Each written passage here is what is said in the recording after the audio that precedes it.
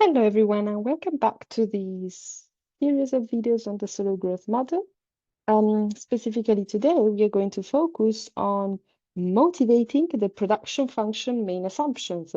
Notice that here we are going to motivate, not state, not mathematically derive or explain, because rather than focusing at what the assumptions are and they imply, as I've already said, mathematically, we are actually going to argue how they are useful for the purpose and the goals of the Solow growth model.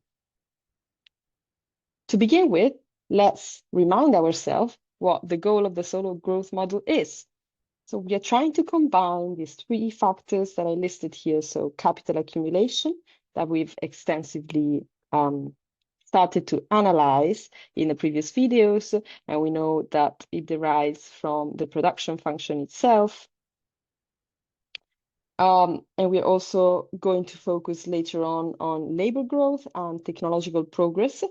And the aim of the Solow growth model is to combine these three concepts in order to determine an economy's long-run level and rate of growth in output per worker. So there are two key terms here that we need to remember, long run and this per worker phrase here.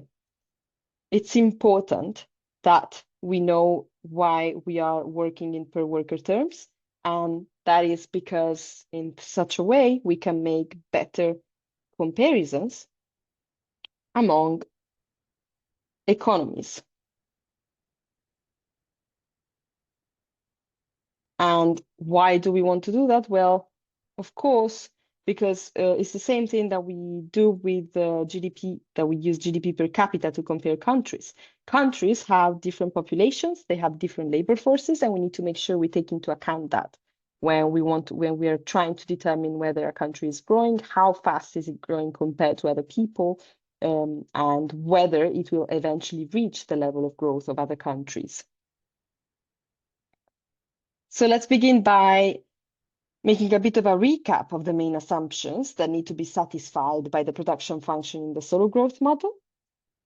The first one, the number one, the most obvious one, is that there must be a positive marginal product of factor input, which basically in simple terms means that output, so our GDP in our country's case, or output in general, increases as one extra factor input is added. So it's not that if we add more machines or more workers into the production process, we're just going to have a lower, let's say, level of output than before. And why does it matter? It matters because it captures the basic idea of productivity. We have more inputs that just lead to more output. Hence, we're basically saying that growth is possible, both in the short run and in the long run. However, we know that this growth is positive, but at a decreasing rate, as we've already said in our first video of the playlist. The production function exhibits diminishing marginal product of factor inputs, so diminishing marginal product of capital or of labor. Mathematically, we said that the second derivative of the production function has to be negative. However, intuitively, let's recall that we mean that each additional unit of an input adds less output than the previous one. How is it important and what does it actually mean in more simple terms? Well, first of all, it's important because it reflects real-world pattern. And why is it the case? Well, because if we think about it, in a rich economy with lots of machines, adding one more machine has a small impact on output because this machine is entering an environment which is already highly productive. Her impact is going to be marginally lower than the impact of the same machine but added in a poorer economy. Of course, a poorer economy with an extra machine, or even if it's even starting from scratch, it's going to have a much greater increase in its output than our richer economy example. So this is really important. And secondly, Why is this diminishing marginal product assumption important? Again, it's because it is going to allow us to determine the steady state level of capital and hence output. If we haven't covered steady state yet in our series of videos, but if you're familiar with the Solow growth model, you probably already know that this is a key concept here. And thanks to the fact that growth, even in the long run, does not shoot to infinity, we can basically say that we're going to reach a steady state level of capital and output. And this is what is going to, let's say, level off growth a little bit and allow it to be realistic to some kind of extent. Finally, let's look at another assumption, the final one on our list here, that we haven't actually mentioned yet, but we are talking about constant returns to scale. What do we mean by constant returns to scales? So the production function exhibits constant returns to scale if when all inputs are increased by the same proportion, such as a factor of lambda here, then we're going to have the same increase in output, in final output. Well, why is this assumption important then?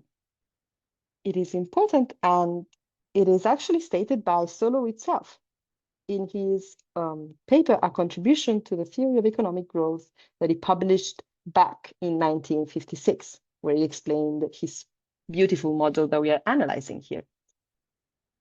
Let's say that it's really important to notice that there are two main implications from this constant returns to scale assumption, and looking at the quote from his work himself, he states clearly that assuming that there is no scarce, non-augmentable resource like land. What does it mean? It means that this allows long-run growth. It intuitively, we are saying that inputs do not pose constraints onto growth. And this is what actually allows to determine the long-run growth. Because we're not constrained by the fact that there is no more land to expand our factory on. At the same time, it's going to have a very important mathematical implication that we're going to analyze in more depth in later videos.